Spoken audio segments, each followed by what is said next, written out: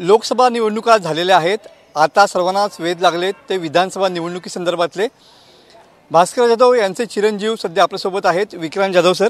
Jadhav sir, विधानसभा निवडणूक आणि गुहागर एक समीकरण मानलं जातं. मी मागच्या वेळेसुद्धा म्हणाला होतात की मला जर संधी दिली तर मला गुहागर विधानसभा निवडणूक लढवायला आवडेल.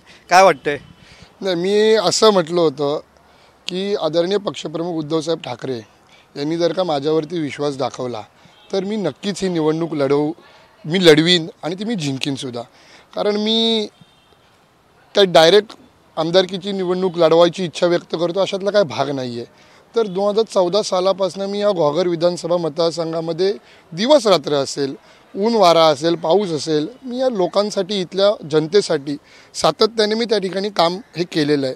त्यानंतर मी जिल्हा परिषद सदस्य झालो, जिल्हा परिषदेचा अध्यक्ष झालो, विरोधी पक्ष नेता झालो. ही वेगवेगळी पदं मला त्या ठिकाणी मिळाली आणि त्याच्यामुळे मी त्याच्या माध्यमातून देखील लोकांची विकास कामं वगैरे असतील ही मी केलेली आहेत. आणि म्हणून मला लढवायची इच्छा असं मी म्हटलं नव्हतं, तर मी असं म्हटलं होतं की मी एक माणूस आहे आणि साधारणपणे माणसाचा स्थायी स्वभाव, गुणधर्म हा असतो की त्याला पुढे पुढे पावलं टाकत जाण्याची अपेक्षा ही प्रत्येक माणसाला असते. त्यातच मी एक माणूस आहे आणि त्यामुळे आज मी जिल्हा परिषद सदस्य झालो, विरोधी पक्ष नेता झालो, जिल्हा परिषदेचा अध्यक्ष झालो. आणि त्यामुळे जर का माझ्या नशिबात असेल की आमदारकी लढवावी किंवा मी लढवीन तर मी ती निश्चित लढवीन. पण त्याच्यासाठी मला उद्धव साहेबांचा आशीर्वादाची गरज आहे. ओएसिस फर्टिलिटीच्या तज्ञांनी IVF उपचार पद्धतीद्वारे 1 लाखांहून अधिक जोडप्यांना मातृत्व प्राप्तीचा आनंद दिला आहे. मोफत अपॉइंटमेंट बुक करण्यासाठी आजच संपर्क साधा. बरोबर आहे. जर बघितलं तर लोकसभा निवडणुकीच्या नंतर आता जो सध्या एक्झिट पोल आलेला आहे त्यामध्ये असं दिसतंय की महाविकास आघाडीचं पारडं जड आहे. अनेक ठिकाणी या ठिकाणी महाविकास आघाडीचे जे विधानसभा मतदारसंघ आहेत ते आघाडीवरती असलेले पाहायला मिळतात. त्याच्यामध्ये गुहागर विधानसभा मतदारसंघसुद्धा आहे. त्यामुळे काय वाटतं या संदर्भामध्ये तुम्हाला? मुळामध्ये असं आहे की 2009 साली आमदार भास्कर जाधव साहेब या गुहागर विधानसभा मतदारसंघातून पहिल्यांदा निवडून गेले आणि तेव्हापासून आज 2024पर्यंत सातत्याने 15 वर्ष आमदार स्वतः भास्कर जाधव साहेब असतील, नाही तर त्यांनी निवडून आणलेले जिल्हा परिषद सदस्य, पंचायत समिती सदस्य असतील, हे सातत्याने इथल्या जनतेच्या विकासासाठी म्हणून काम करत आहेत आणि हे कोणीही नाकारू शकत नाहीत. हे विरोधक जरी किती काही जरी बोलले की विकास झाला नाही वगैरे, तर त्यांनाही खाजगीमध्ये मान्य करावंच लागेल की आमदार भास्कर जाधव साहेबांनी जे 15 वर्ष या ठिकाणी काम केलं त्याच्यामुळेच सातत्याने हा विधानसभा मतदारसंघ हा आमदार भास्कर जाधव साहेबांच्या पाठीशी हा उभा राहिलेला आहे. आणि त्यातलाच एक भाग आहे. मी एक तुम्हाला आठवण करून देतो. 2014 साली प्रचंड अशी मोदी साहेबांची लाट या देशामध्ये आणि महाराष्ट्रामध्ये होती. तरी देखील 2014ची जी विधानसभा निवडणूक पार पडली त्या विधानसभा निवडणुकीमध्ये जे कोणी मोठे दिग्गज या महाराष्ट्रामध्ये नेते आहेत त्या सर्वांचं, जे आत्ताच्या कंडिशनला विरोधी पक्षामध्ये आहेत, म्हणजे ज्यावेळेस राष्ट्रवादी असेल, काँग्रेस असेल, या सर्वांची मतं ही कुठेतरी कमी झाली. परंतु गुहागर विधानसभा मतदारसंघ आणि आमदार भास्कर जाधव साहेब हे एकमेव असे उमेदवार होते की 2014ला यांची मतं 2009पेक्षा अधिक वाढली. आणि त्याचंच हे पुन्हा एक उदाहरण आहे. 2019ला पण त्यांचं मताधिक्य वाढलं आणि ते 2024ला पण वाढलेलंच असेल.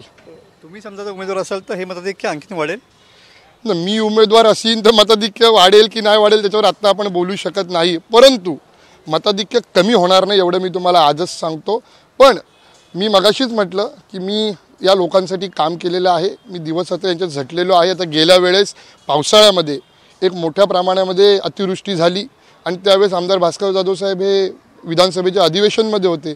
परंतु त्यांच्या वतीने मी त्या ठिकाणी लोकांपर्यंत पोहोचलो, गावागावात गेलो आणि लोकांना मदत केली आणि म्हणून मी लोकांसाठी काम केलेलं आहे. त्यामुळे लोक निश्चितपणाने माझ्या पाठीशी उभी राहतील. मी एवढं सांगतो. निवडणुकीमध्ये किंवा राजकारणामध्ये अहंकार की मलाच मताधिक्य मिळेल हा बाळगणं योग्य नाही. तुम्ही काय बाळगणार नाही. बरोबर आहे. म्हणजे वडील चिपळूण विधानसभा मतदारसंघातून आणि मुलगा गुहागर विधानसभा मतदारसंघातून.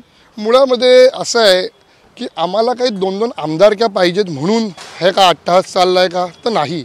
आमच्या दोघांचे काय वाद आहेत का? मी उद्या जर का मला आमदारकी नाही भेटली तर मी लगेच काय बंड करीन का माझ्या वडिलांच्या विरोधात? असा काय भाग आहे का? तर असं काहीही नाही आहे. परंतु जर का ही चिपळूण विधानसभा ही 1990 सालापासून आज 2019पर्यंत आपल्या निवडणुका विधानसभेच्या झाला, ह्या 7 वेळा हा मतदारसंघ हा शिवसेनेकडे राहिलेला आहे. इथं शिवसेनेचं प्राबल्य आणि शिवसेनेचा मूळ हा मतदारसंघ आहे. आणि इथले जे आमदार आहेत शेखर निकम सर, ते त्या ठिकाणी अजितदादांसोबत महायुतीमध्ये दाखल झाले, सामील झाले आणि त्याच्यामुळे हा मतदारसंघ खाली झाला. असं नाही आहे की इथं काही आपण आपण कोणाची जागा मागून घेतोय, तर इथं मेहनत करायची आहे, इथं लढायचं आहे, इथं लोकांच्यात जायचं आहे आणि हा मतदारसंघ जिंकायचा आहे. आणि त्यामुळे असं काही नाही आहे की 2-2 आमदार काय घरात पाहिजेत म्हणून हा प्रयत्न सुरू आहे. तर एक जागा अधिकची महाविकास आघाडीला आणि पर्यायाने शिवसेनेला मिळवून द्यावी, हाच त्याच्या मागचा अर्थ आहे, बाकी काही नाही. नक्कीच हे होते विक्रांत जाधव सर.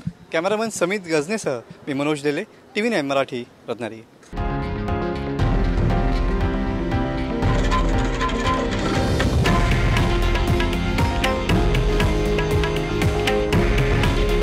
हे आहे देशातील नंबर 1 न्यूज नेटवर्क आणि आपण पाहत आहात TV9 मराठी. काळजी तुमची, हित महाराष्ट्राचं.